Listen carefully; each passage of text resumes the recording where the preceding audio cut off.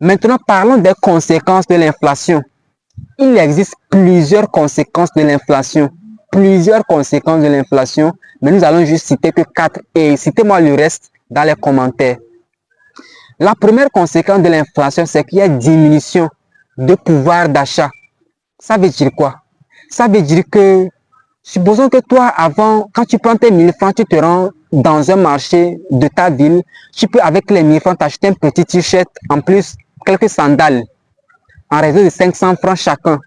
Et un beau jour, tu arrives dans ce même marché avec les mêmes 500 francs, ou plutôt avec les mêmes 1000 francs, tu demandes d'appeler le t-shirt, on te fait comprendre le t-shirt dorénavant, c'est à 800 et que les sandales sont à 700 francs.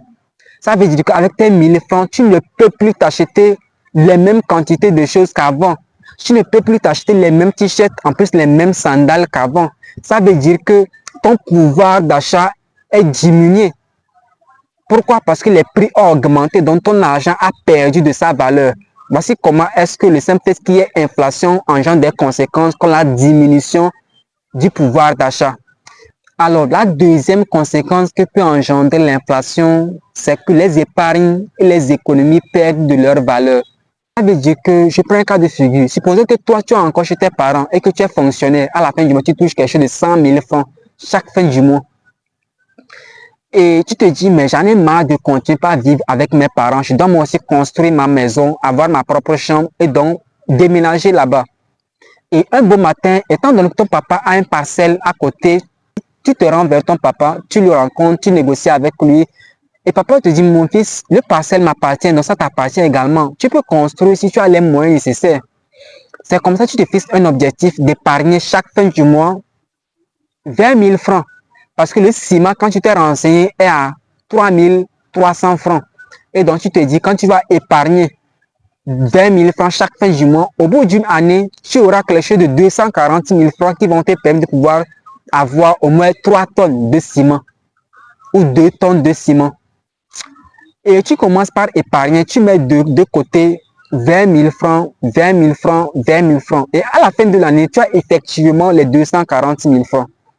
Tu prends les 240 000 francs, tu remets au magasinier, tu lui fais comprendre que donne-moi les 2 tonnes de ciment comme prévu. Et là, le magasinier va te faire comprendre, monsieur, tes 240 000 francs ne peut plus acheter du ciment, ou du moins pas 2 tonnes de ciment. Pourquoi? Parce que le prix du ciment a augmenté. Le paquet du ciment est à 4 400 et non plus à 3 300 francs. Ça veut dire quoi? Ça veut dire que ton épargne n'a plus la même valeur. Et donc ne peut plus te permettre de t'acheter les mêmes quantités de ciment comme prévu. Soit tu augmentes de l'argent, soit tu achètes moins que ce que tu avais prévu.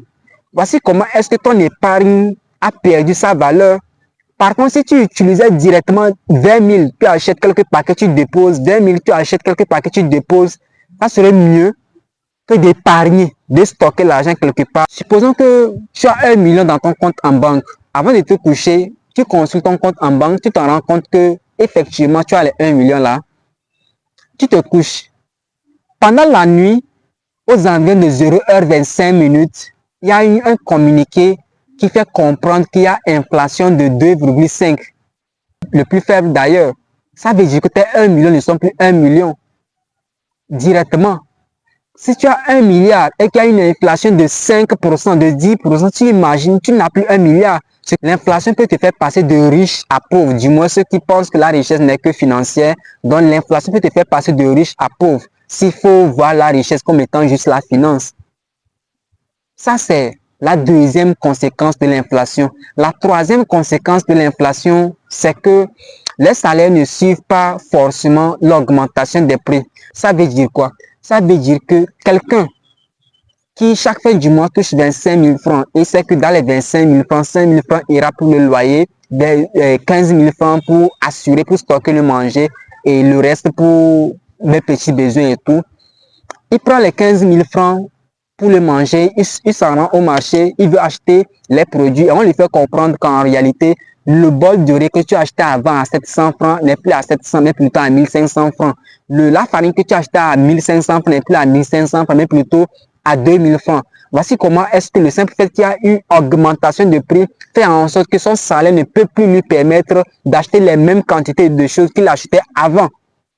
Mais par contre, la vie devient de plus en plus chère. mais son salaire lui reste intact. Son salaire ne change pas. Son salaire n'avance pas en fonction des changements de la société. Non. Et ça, c'est une conséquence. Donc, la troisième conséquence, c'est que les salaires ne suivent pas forcément l'augmentation des prix, donc l'inflation. La quatrième conséquence de l'inflation, c'est que les intérêts des prêts augmentent. Ça veut dire que, étant donné que les banquiers savent que quand il y a inflation, c'est que l'argent perd de sa valeur directement. Quand toi tu vas venir pour demander un prêt ou un crédit, qu'est-ce qui va se passer? Ils vont augmenter le taux d'intérêt pour pouvoir compenser l'éventuelle inflation, pour qu'en les remboursant, ils ne soient pas perdants. Ce qui fait en sorte que quand il y a inflation, les emprunts deviennent de plus en plus chers.